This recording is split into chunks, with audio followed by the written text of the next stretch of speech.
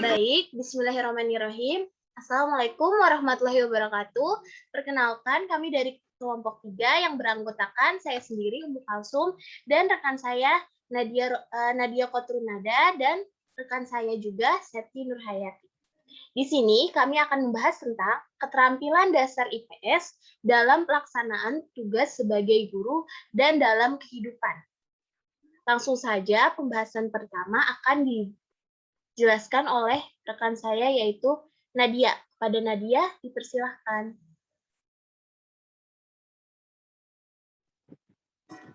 Baik, untuk materi pertama yaitu tentang keterampilan dasar ilmu sosial.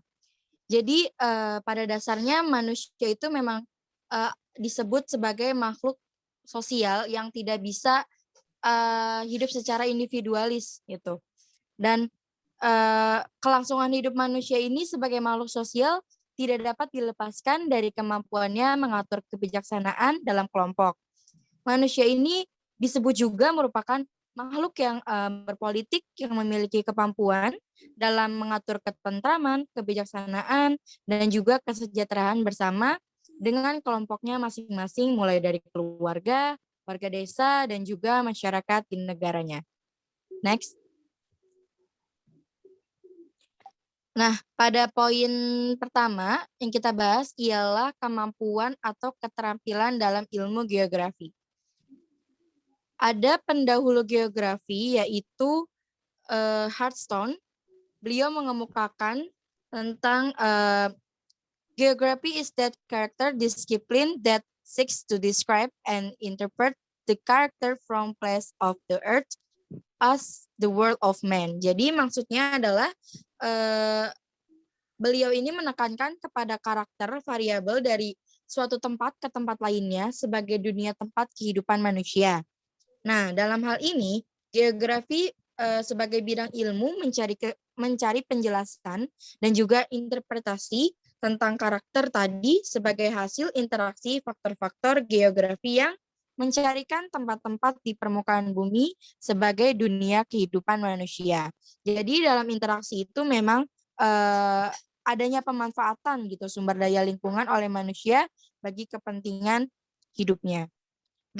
Pada hakikatnya, geografi ini disebut sebagai pengajaran yang memiliki aspek-aspek keruangan permukaan bumi yang merupakan keseluruhan gejala alam dan kehidupan manusia dengan berbagai macam kewilayahannya. Oke, next. Nah, selanjutnya ada keterampilan guru dalam pembelajaran geografi dengan kegiatan belajar mengajar. Dalam mengajar tentunya guru ini tuh harus memiliki beberapa keterampilan gitu dalam pembelajaran. Yang pertama di sini adalah metode pembelajaran. Dalam memilih metode pembelajaran tentunya guru harus pintar gitu, maksudnya harus bisa menyocokkan metode pembelajaran apa yang digunakan untuk pembelajaran yang akan segera dilangsungkan gitu. Nah, pada metode pembelajaran ini dapat dilaksanakan di dalam kelas dan juga di luar kelas gitu. Nah, contoh dari metode pembelajaran di dalam kelas itu misalnya seperti metode ceramah, terus juga ada tanya jawab, diskusi, role playing, sosiodrama, terus juga ada kerja kelompok dan sebagainya. Begitu juga dengan metode pembelajaran yang dilakukan di luar kelas. Itu seperti diberi tugas belajar atau dengan karya wisata. Nah, melakukan karya wisatanya juga harus sesuai dengan materi atau pembelajaran yang akan kita ajarkan kepada siswa seperti itu. Yang kedua, ada penggunaan sumber belajar. Nah, dalam penggunaan sumber belajar ini tentunya banyak ya sumber belajar yang bisa kita gunakan gitu. Dimulai dari lingkungan kita sendiri, selain dari buku gitu kan bisa jadi ada di surat kabar, di majalah, di media elektronik itu, apalagi sekarang zaman modern gitu, zaman elektronik pasti banyak banget info-info atau sumber-sumber belajar yang berasal dari internet gitu. Bahkan dari aplikasi pun sekarang banyak gitu. Nah, karena kita akan membahas karena kita akan membahas tentang pembelajaran IPS ke PAUD ke anak usia dini, maka lebih baik tuh menggunakan sumber belajar yang nyata gitu, yang bersifat realistis, yang benar-benar istilahnya tuh dapat dipandang oleh anak itu, dapat dilihat, dapat dipandang gitu secara nyata. Itu kan bisa aja kita ambil dari fenomena atau gejala-gejala di sekitar lingkungan kita itu kayak banjir, kayak tanah longsor, kayak gitu kan. Nah, dari hal ini kita bisa tanya nih sama anak, kira-kira misalkan kita mau ambil tentang tema banjir, apa ya, kenapa ya bisa terjadi banjir gitu, apa ya yang menyebabkan banjir? Nah, ini bisa kita pelajari, bisa kita pelajari untuk anak kayak gitu kan. Oh, ternyata banjir itu disebabkan karena banyaknya orang yang buang sampah sembarangan. Nah, dari situ bisa kita ajarkan anak mulai saat ini agar tidak terjadi banjir maka harus bisa buang sampah pada tempatnya kayak gitu. Itu contoh kecilnya ya. Terus yang ketiga, penggunaan alat media pembelajaran. Nah, penggunaan alat media pembelajaran ini juga sangat penting ya. Tentunya bagaimanapun kondisi dan situasinya, penerapan metode pembelajaran dalam kegiatan belajar mengajar tidak dapat dilepaskan dari penggunaan media pengajaran atau alat media pembelajaran gitu kan. Karena dengan adanya alat media pembelajaran mungkin lebih bisa melengkapi gitu, melengkapi jalannya pembelajaran tersebut, gitu. Terus yang keempat, menciptakan suasana belajar yang kondusif. Sebagai guru, kita itu wajib yang namanya wajib bisa menciptakan suasana kelas yang nyaman gitu. Agar apa? Agar siswa-siswa tuh bisa fokus gitu, bisa termotivasi, bisa terangsang untuk mengikuti jalannya pembelajaran gitu. Jadi dengan adanya suasana belajar yang nyaman, yang kondusif gitu, pasti pembelajarannya itu bakal berjalan dengan lancar gitu. Dan anak-anak juga pastinya bakal aktif banget, insya Allah bakal aktif banget kalau misalkan kelasnya itu kondusif dan nyaman, seperti itu. Oke, selanjutnya akan dibahas oleh teman saya, Umu Kalsum. Silakan Umu. Baik, selanjutnya kita akan bahas tentang kemampuan atau keterampilan dalam ilmu sejarah. Ilmu sejarah dapat diartikan sebagai riwayat tentang masa lampau yang pernah terjadi. Pada bidang ini, menentukan riwayat masa lampau sesuai dengan metode tertentu yang dapat dipercaya. Sejarah berarti menceritakan kejadian atau peristiwa dan studi atau ilmu pengetahuan tentang cerita yang benar-benar telah terjadi pada masa lalu. Pada hakikatnya, sejarah merupakan suatu konsep tentang waktu yang selaras dengan rangkaian sebab akibatnya, akan tetapi inti sejarah adalah perubahan. Jadi, dari uraian tadi dapat kita simpulkan bahwa sejarah merupakan gambaran di masa lampau tentang manusia sebagai makhluk sosial dan lingkungan hidupnya yang disusun dengan secara sistematis dan logis yang meliputi urutan fakta-fakta pada masa lampau dengan tafsiran dan penjelasan yang memberikan pengertian dan kepahaman tentang apa yang telah berlaku. Baik, selanjutnya yaitu sebagai guru dalam mengajar sejarah harus menggunakan metode yang tepat. Di antaranya itu yang pertama ada metode ceramah yang bervariasi. Di sini guru bisa menggunakan ceramah yang bervariasi untuk menjelaskan tentang sejarah-sejarah yang masa melampau. Yang kedua ada tanya jawab antara guru dan murid. Yang ketiga ada diskusi bersama guru dan murid. Dan yang keempat ada memberikan tugas kepada murid, dan yang kelima ada bermain peran. Metode ini dapat digunakan sebagai bahan pengajaran sejarah pada siswa. Lanjut.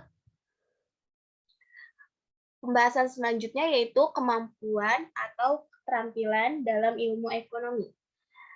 Brown GD berpendapat bahwa ekonomi merupakan suatu studi mengenai cara bagaimana manusia memenuhi kebutuhan materinya melalui pranata-pranata dan mereka memanfaatkan sumber daya alam, modal, dan tenaga kerja yang terbatas. Menurut Profesor Dr. J. L. May, ekonomi juga merupakan ilmu pengetahuan yang mempelajari usaha manusia ke arah kemakmuran.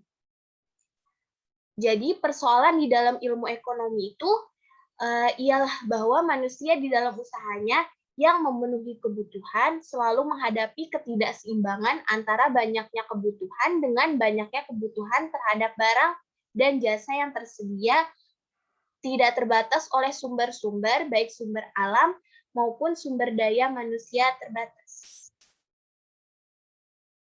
Baik, selanjutnya di sini ada beberapa tujuan dari ilmu ekonomi. Yang pertama itu untuk mencari pengertian tentang hubungan peristiwa ekonomi, baik hubungan yang bersifat kausal maupun hubungan yang bersifat fungsional.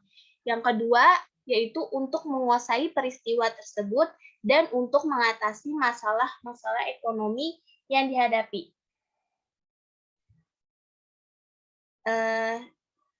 Selanjutnya akan dibacakan oleh rekan saya, Septi. Pada Septi, dipersilahkan.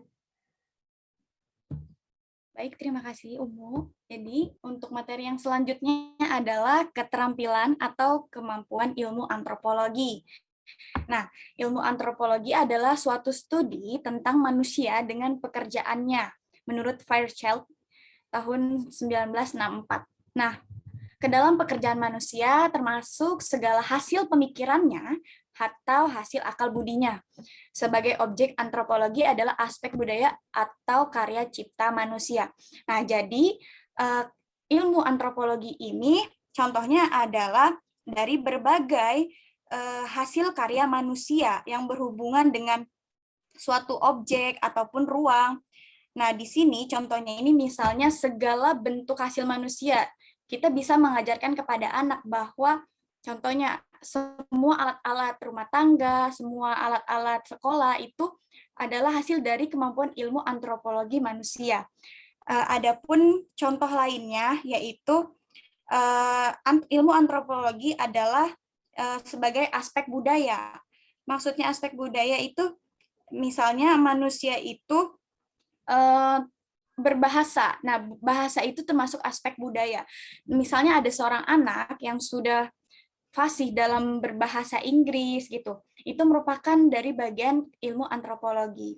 Jadi kita bisa mengajarkan kepada anak ilmu antropologi secara dasar, yaitu misalnya dalam pembelajaran bahasa Inggris, kita bisa mengajarkan kepada anak warna-warna dalam bahasa Inggris, angka secara dasar. Nah, kita juga bisa mengenalkan benda-benda di lingkungan sekitar kita, benda-benda buatan tentunya yaitu dari bagian ilmu antropologi. Nah, sebagai seorang guru kita harus mampu dan memiliki keterampilan khusus yang berhubungan dengan pembelajaran agar tujuan instruksional dapat dicapai dengan optimal dan harus selalu diingat untuk menciptakan suasana belajar yang mendukung siswa aktif serta contoh-contoh yang digunakan dapat dilihat, dirasakan atau dihayati oleh para siswa seperti tadi yang saya contohkan. Selanjutnya next. Nah, ini yang kelima itu kemampuan atau keterampilan dalam ilmu sosiologi.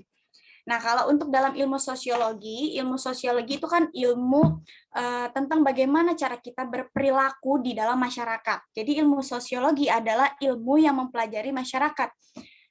Nah, menurut Brown tahun 1975, dia mengartikan sosiologi adalah interaksi antara individu dengan individu, individu dengan kelompok atau masyarakat, dan masyarakat dengan masyarakat. Jadi untuk kita memberikan suatu pembelajaran kepada anak usia dini, kita bisa mengajarkan bagaimana cara kita bersikap di lingkungan masyarakat. Contohnya, saat kita berada di tempat yang banyak orang, kita melewati orang-orang, maka kita harus mengajarkan kepada anak bahwa kita harus mengucapkan kata permisi, atau kita dalam berhubungan dengan teman, individu dengan individu, ketika kita mau melakukan sesuatu atau meminta bantuan kepada teman kita, maka kita harus mengajarkan kepada anak usia dini untuk mengucapkan kata tolong gitu. Dan juga ketika kita mendapat sesuatu atau bantuan apapun, kita harus mengajarkan kepada anak untuk mengucapkan terima kasih. Seperti itu. Dalam kehidupan di masyarakat, maka ilmu-ilmu dasar sosiologi harus kita ajarkan kepada anak. Meskipun demikian, ada yang merupakan bahwa sosiologi itu menekankan studinya kepada 4 hal berikut ini ya. Bentuk masyarakat, hubungan masyarakat, tenaga sosial, proses sosial. Nah, dari banyaknya 4 hal ini, kepada anak usia dini kita perlu mengajarkan hal-hal dasar dalam sosiologi itu sendiri, secara dasar. Nah, mungkin selanjutnya next. Nah, dari tujuan sosiologi ini, yang pertama itu semakin berkembang dan semakin kayanya ilmu itu sendiri sebagai ilmu dengan konsep-konsep dan prinsip-prinsip atau teori yang diperoleh dari hasil pemikiran, pengalaman, dan penelitian.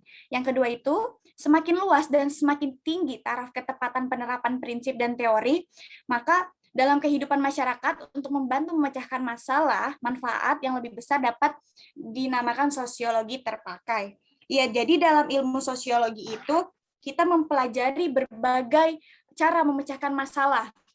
Misalnya di dalam lingkungan masyarakat kita dapat melihat adanya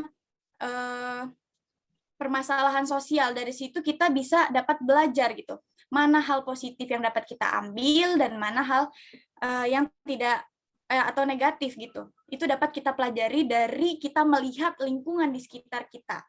Maka dari itu, lingkungan sangat mempengaruhi bagaimana kemampuan belajar anak. Ketika anak ditempatkan pada lingkungan yang positif, maka anak itu pun akan, pemikirannya akan berkembang ke hal positif, seperti itu. Dan itu pun sebaliknya.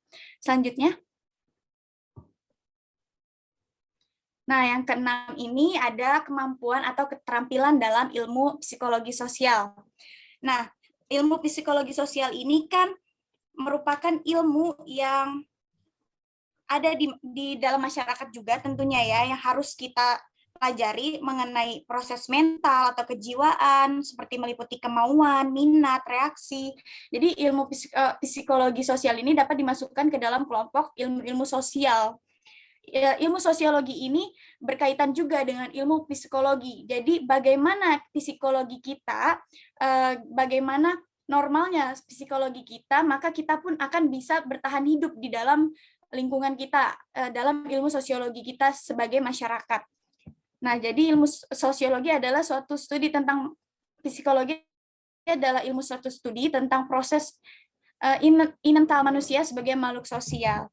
Objek studi psikologi sosial adalah tingkah laku manusia di masyarakat sebagai ungkapan proses mental, kejiwaan, kemauan, minat, tadi seperti itu. Jadi psikologi ini bisa membuat kita bertahan hidup di lingkungan masyarakat. Dari psikologi ini kita bisa mengajarkan kepada anak yaitu tentang bagaimana cara anak mengatasi emosinya. Contoh ketika kita menemukan anak yang sedang marah, kesal, lalu kita sebagai pendidik harus memberikan arahan atau juga memberikan stimulus yang dapat membuat anak ini mengendalikan emosinya secara positif. Misalnya ketika anak sedang marah, maka kita harus mengalihkan gitu.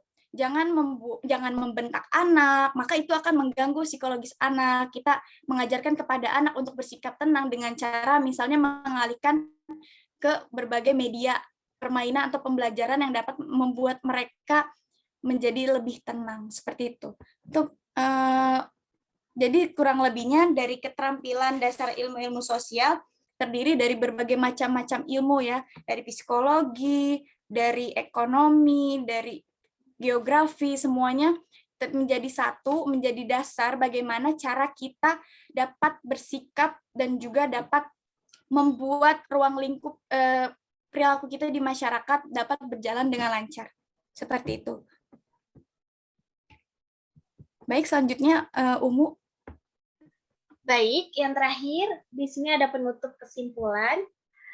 kesimpulan dari yang kita bahas tadi, yaitu manusia merupakan makhluk yang berpolitik yang memiliki kemampuan dan mengatur ketentraman, kebijaksanaan, dan kesejahteraan bersama dengan kelompoknya masing-masing, mulai dari keluarga, warga desa, dan juga masyarakat di negaranya. Ada beberapa keterampilan ilmu-ilmu dasar sosial, yaitu keterampilan ilmu geografi, ilmu sejarah, ilmu ekonomi, ilmu sosiologi, ilmu antropologi, dan ilmu psikologi sosial. Seorang guru harus mampu menguasai materi yang akan disampaikan dan diajarkan kepada siswa, dan juga guru harus mampu untuk mentransfer pembelajaran sehingga siswa lebih optimal dalam pembelajaran. Dalam penerapan keterampilan dasar ilmu sosial dapat melakukan berbagai kegiatan, misalnya mengajak anak untuk menari bersama, bermain peran, dan membacakan cerita agar anak dapat melatih dan memahami kemampuan sosial dan emosionalnya. Baik, sekian penjelasan dari kelompok kami. Kurang lebihnya mohon maaf. Sekian dan wassalamualaikum warahmatullahi wabarakatuh.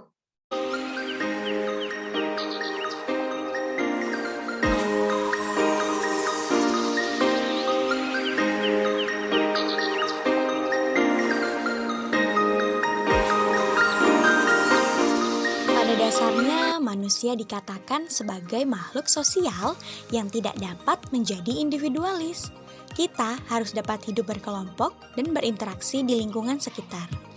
Berikut ini adalah beberapa keterampilan dasar ilmu-ilmu sosial, yaitu ada ilmu geografi, ilmu sejarah, ilmu ekonomi, ilmu sosiologi, ilmu antropologi, dan juga ada ilmu psikologi sosial. Nah, berikut ini adalah beberapa contoh kegiatan yang dapat dilatih dan diajarkan kepada anak usia dini dalam memahami keterampilan dasar ilmu-ilmu sosial. Baik, Assalamualaikum warahmatullahi wabarakatuh. Saya Nadia Fatrunada. Jadi, di sini saya ingin menjelaskan tentang bagaimana sih cara pembelajaran atau cara mengajarkan pembelajaran geografi pada anak. Pertama, sebagai guru kita harus mempersiapkan metode apa, ya, metode pengajaran seperti apa dan pembelajaran seperti apa yang cocok dalam materi yang akan kita ajarkan kepada anak. Yang kedua, gunakanlah bahasa yang dapat dan mudah dipahami oleh si anak. Yang ketiga, gunakanlah alat media pembelajaran sebagai pelengkap dan contoh pembelajaran agar anak dapat menyaksikan pembelajaran atau materi yang akan kita sampaikan secara langsung. Nah, kali ini saya akan mencontohkan pembelajaran geografi dengan tema tanah longsor. Pastinya rata-rata anak-anak itu tuh maksudnya belum banyak yang mengetahui tentang tanah longsor gitu kan. Pasti mereka bertanya-tanya, Bu, tanah longsor itu seperti apa sih? Bu, kenapa sih kok ada tanah longsor? Bu, apa yang menyebabkan tanah longsor itu terjadi? Pasti anak-anak banyak yang menanyakan tentang tanah longsor itu kenapa bisa ada dan kenapa bisa terjadi. Maka dari itu, saya menyediakan alat media pembelajaran untuk eksperimen terjadinya tanah longsor. Bagaimana sih cara kerjanya? Yuk kita simak video berikut. Baik teman-teman, di sini terdapat dua box. Yang satu box berisikan tanah yang tidak terdapat pohon-pohon, hanya saja ada rumah-rumahnya. Yang satu box yang berisikan tanah yang diisi dengan rumput-rumput. Nah, rumput-rumput ini tuh ibaratkan tanah yang masih subur dan masih ada pohon-pohonnya. Sedangkan tanah di sini tidak ada pohon-pohonnya, hanya saja rumah-rumah penduduk. Jadi di sini kita ingin mengetahui jika hujan terjadi, jika hujan turun, tanah manakah yang akan longsor terlebih dahulu? Ya baik teman-teman, kita perhatikan video berikut ini, yaitu bagaimana sih bisa terjadinya tanah longsor yang merupakan bagian dari ilmu geografi yang dapat diajarkan kepada anak usia dini.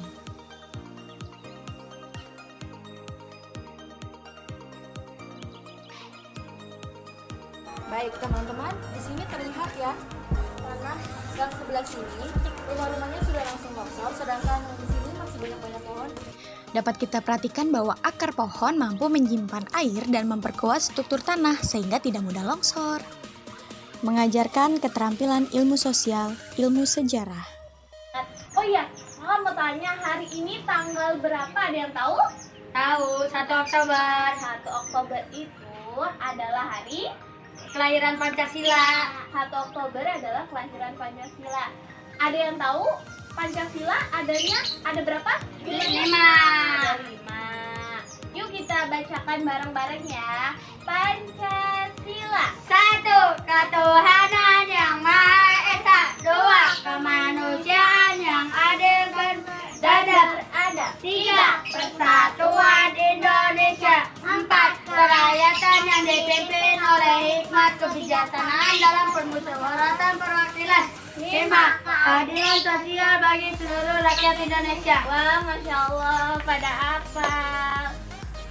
Di sini kakak mau menjelaskan tentang presiden, sejarah presiden dari presiden pertama hingga ke-7. Siapa yang tahu presiden yang sekarang menjabat namanya siapa? Joko Widodo. Joko Widodo. Dapat kita perhatikan pada video berikut ini bahwa pendidik mengajarkan keterampilan dasar ilmu sosial, khususnya ilmu sejarah kepada peserta didik dengan memberitahu dan juga mengajarkan dasar negara Indonesia yaitu Pancasila. Dan juga pada video ini guru memperkenalkan siapa-siapa saja yang telah menjadi presiden negara Republik Indonesia sampai saat ini. Ya, hal itu adalah cara untuk mengajarkan ilmu sejarah kepada peserta didik secara dasar. Pada keterampilan dasar ilmu sosial dalam ilmu antropologi yang objek antropologi yaitu aspek budaya atau karya cipta manusia, berikut ini yang dapat kita ajarkan atau dapat kita perlihatkan kepada anak didik kita, yaitu dengan membuat batik jumputan sederhana. Seperti video berikut ini.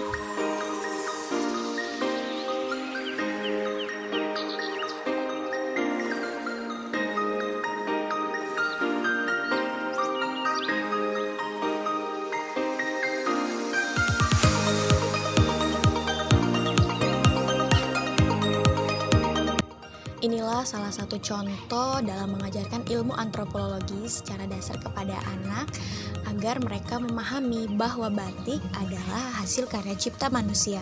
Dan dari ini kita juga dapat mengajarkan kepada anak bahwa batik merupakan sejarah dan juga merupakan hasil dari negara kita tercinta yaitu Indonesia.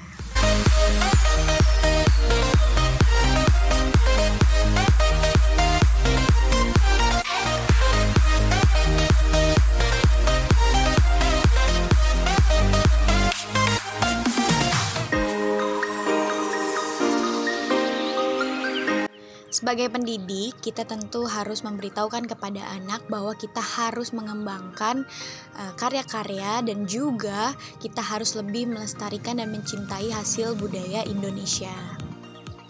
Dalam keterampilan dasar ilmu sosial, ilmu psikologi sosial, pendidik dapat mengajarkan kepada anak tentang bagaimana cara mengatasi emosi pada anak.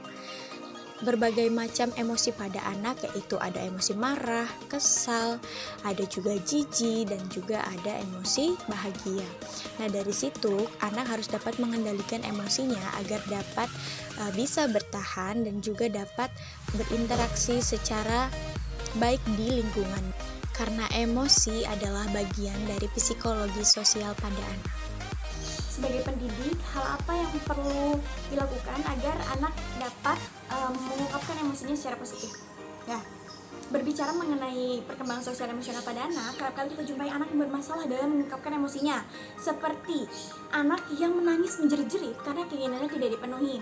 Lalu dia akan sedih berkepanjangan dan bisa jadi anak itu akan menjadi sangat pemalu. Nah, sebagai pendidik kita perlu menerapkan beberapa metode, di antaranya itu ada metode bermain, seperti bermain peran yang sangat efektif. Bermain peran sangat efektif bagi anak karena dari itulah anak akan mengungkapkan emosinya melalui peran yang ia mainkan. Lalu ada juga metode gerak dan lagu. Ajak anak untuk bernyanyi dan mengikuti gerakan pada lagu. Itu akan membantu anak dalam mengungkapkan emosinya secara positif.